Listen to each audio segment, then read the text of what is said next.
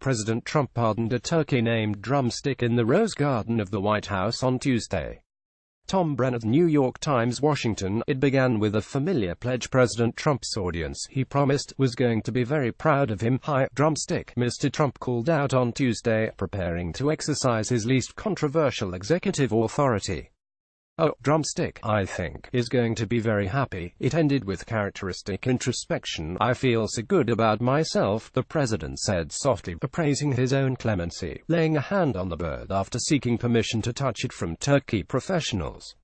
Mr. Trump looked upon the crowd in the Rose Garden and announced his decision. The animal was hereby pardoned for the crime of being born a turkey. Such was Mr. Trump's inaugural take on a Washington tradition that seems to exist mostly because it existed a year before, a sort of apprentice for the long-necked set, superimposed on the White House for a statelier feel. "Very special people, a very special country," Mr. Trump summarized, a bit mechanically, before heading off to Florida from the Thanksgiving holiday. Yet if some presidents have slogged through the more ceremonial elements of the office, grimacing through regrettable puns written by aides, counting the seconds until they could return to federal duties that did not include standoffish poultry, Mr. Trump appeared perhaps more comfortable than usual, unburdened by forces beyond his jurisdiction. So much of the job has frustrated him, by his own account.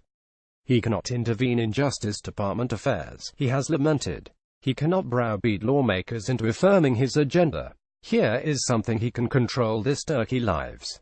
Other turkeys die. It is so ordered, they say. "Enough talk," Mr. Trump said at one point, imagining an internal monologue for Drumstick and a peer, Wishbone, who was apparently spared off camera.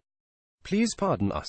Wishbone, one of the turkeys pardoned, stopped by the White House briefing room on Tuesday. Tom Brennan, New York Times. For about 8 minutes, Mr. Trump seemed to forget about Russia-tinged investigations, about congressional gear-grinding, about college basketball players and the relatives of college basketball players showing insufficient gratitude for his efforts.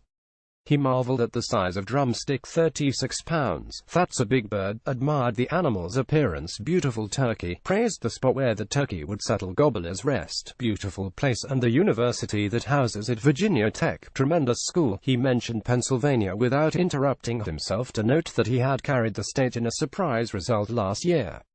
He joked that he had been advised against seeking to reverse the pardons of Tater and Tot, the last turkeys given the reprieve under President Barack Obama.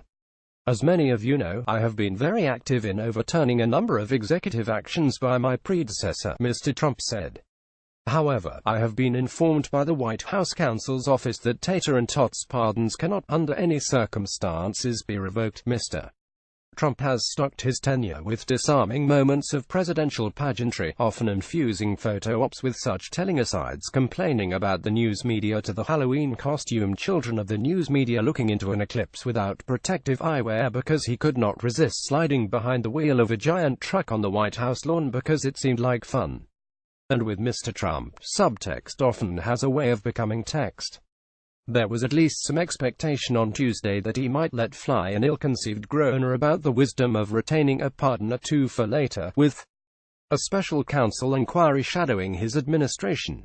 That was not to be. Flanked in the Rose Garden by his wife, Melania, and his youngest son, Barron, with a guest list that also included his daughters Ivanka and Tiffany and his son-in-law Jared Kushner, Mr. Trump wished American families well, thanked military and law enforcement personnel, and approached the animal. "Are you ready, Drumstick?" he asked.